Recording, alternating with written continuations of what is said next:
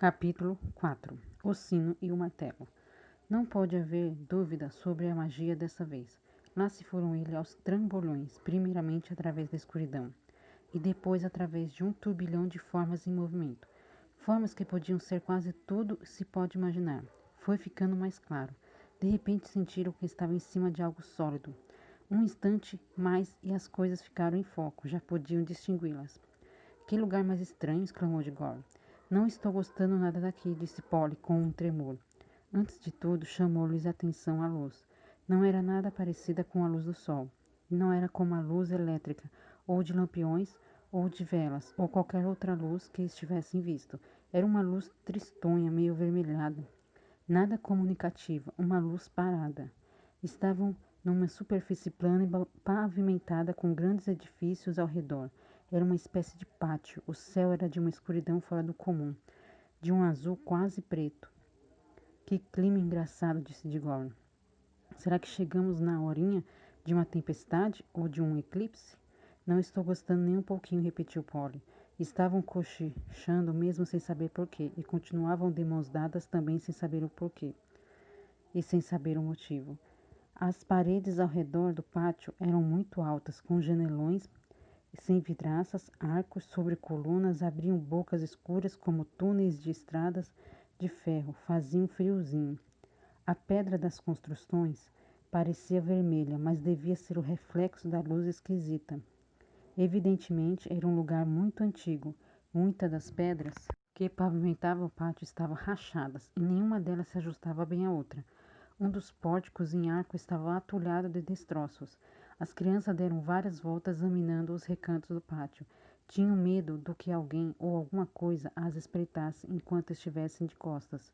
Acha que existe alguém aqui? Murmurou Diggory, tomando coragem. Acho que não. Está tudo em ruínas. Não ouvimos nenhum barulhinho até agora. Vamos ficar quietos e prestar atenção, sugeriu Diggory.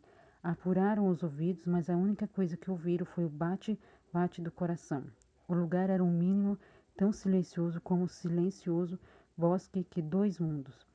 Mas era um silêncio diferente. A calma do bosque era cálida e cheia de vida. Quase que podia ouvir as árvores crescendo. Ali, ao contrário, era um silêncio morto, gelado e vazio. Não dava para imaginar uma planta crescendo. Vamos para casa, disse Polly. Mas ainda não vimos nada, protestou Diggory. Já que estamos aqui, vamos dar uma espiada. Aposto que não há nada que interesse nesse lugar.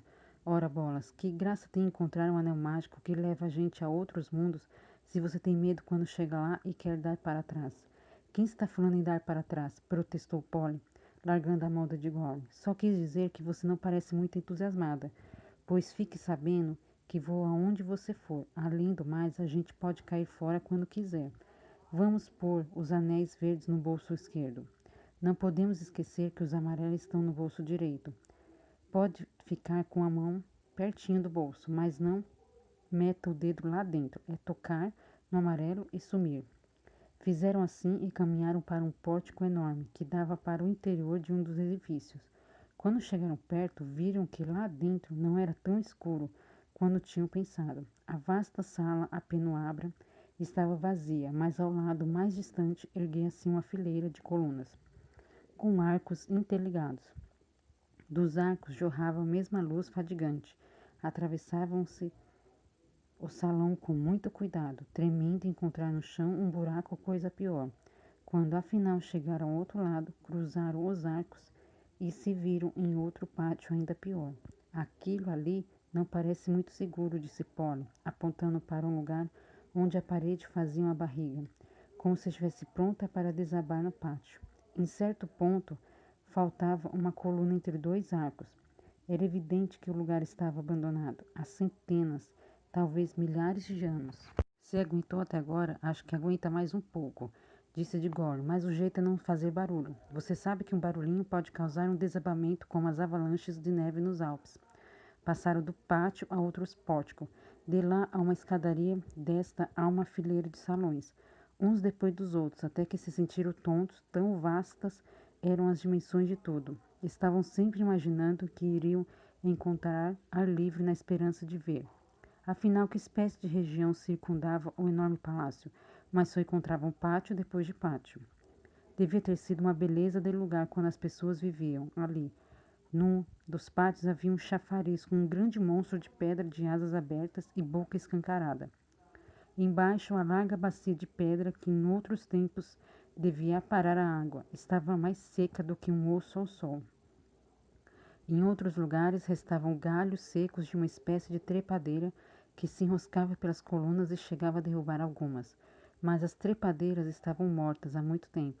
Não viram formigas, nem aranhas, nem nenhuma dessas criaturas que costumam viver nas ruínas. E entre as fendas das lajes partidas, nada de capim nem musgo.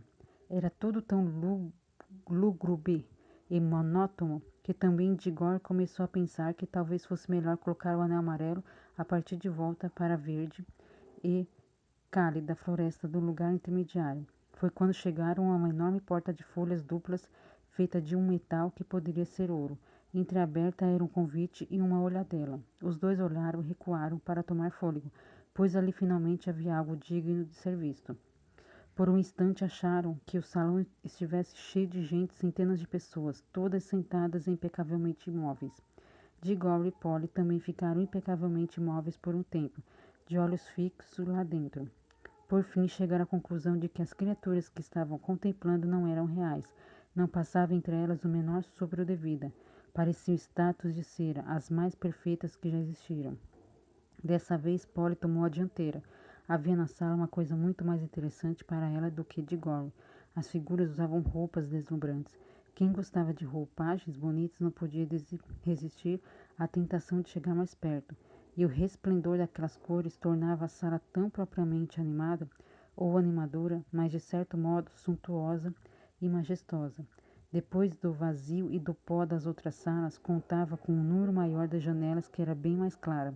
Mal posso descrever as roupagens, todas as figuras enxergavam mantos e usavam coroas. Os mantos eram rúbricos e cinza prateados, ou púrpuros com vividos tons verdes bordados com desenhos de flores e de estranhos animais. Pedras preciosas de tamanhos aberrantes refugiam nas coroas, nos colares e nos cintos. Não entendo é como esses tecidos não apodreceram há muito tempo, disse Polly. Magia, purpurou Digor. Não está sentindo encantamento? Percebi logo que entrei. O mais barato desses vestidos custaria um dinheirão em Londres. Mas Digor estava mais interessado em fisionomias que eram mesmo dignas de ser olhadas. As figuras estavam sentadas em cadeiras de pedra, nos dois lados da sala, deixando livre o espaço no meio. Parece boa gente, falou Digor. Polly assentiu com a cabeça. As feições eram simpáticas. Homens e mulheres pareciam bondosos e inteligentes. Deviam descender de uma raça bonita.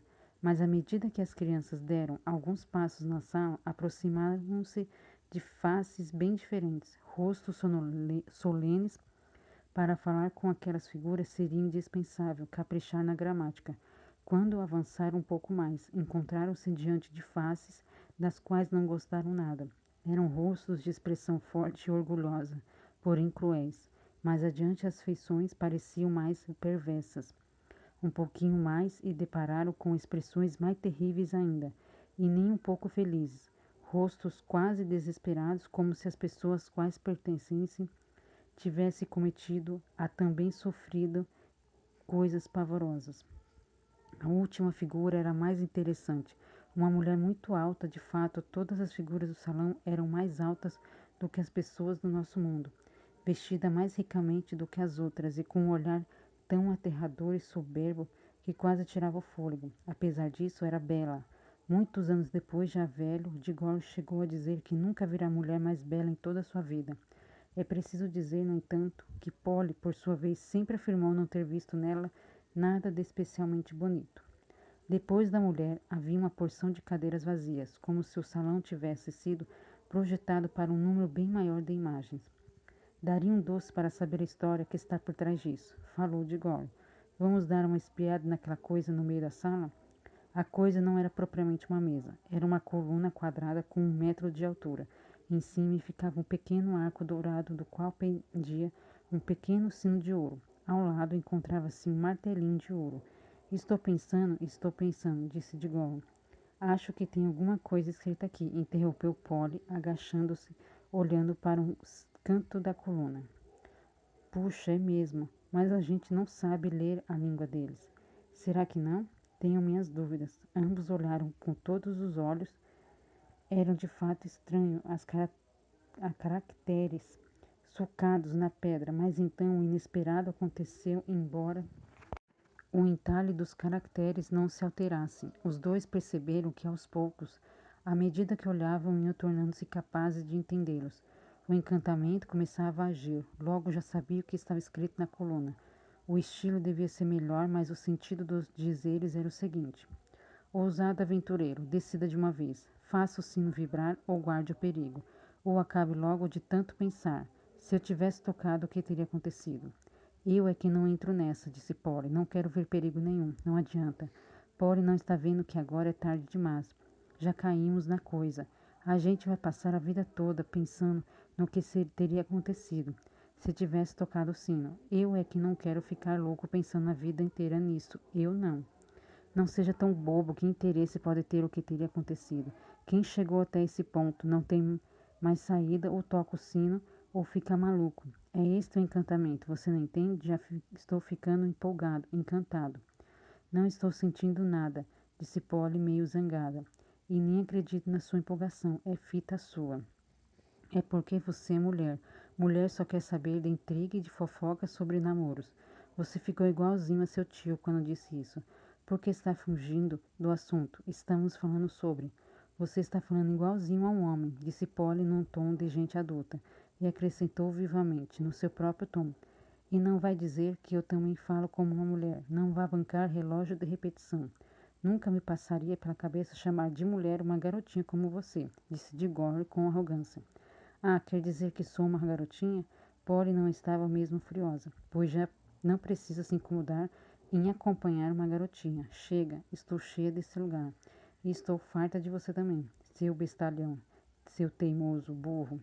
Nada disso, gritou de Gol, num tom ainda mais rude do que pretendia, pois acabará de ver Polly enfiando a mão no bolso para agarrar o anel amarelo.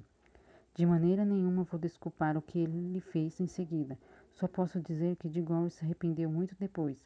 Antes que a mão de Polly chegasse ao bolso, ele agarrou-lhe o pulso, dando-lhe uma torcida, defendendo-se da outra mão da menina com o cotovelo. Pegou o martelinho e deu no sino de ouro uma bonita martelada. Depois soltou a pobre da Polly e ficaram um olhando para o outro, respirando com dificuldade. Polly já começava a chorar.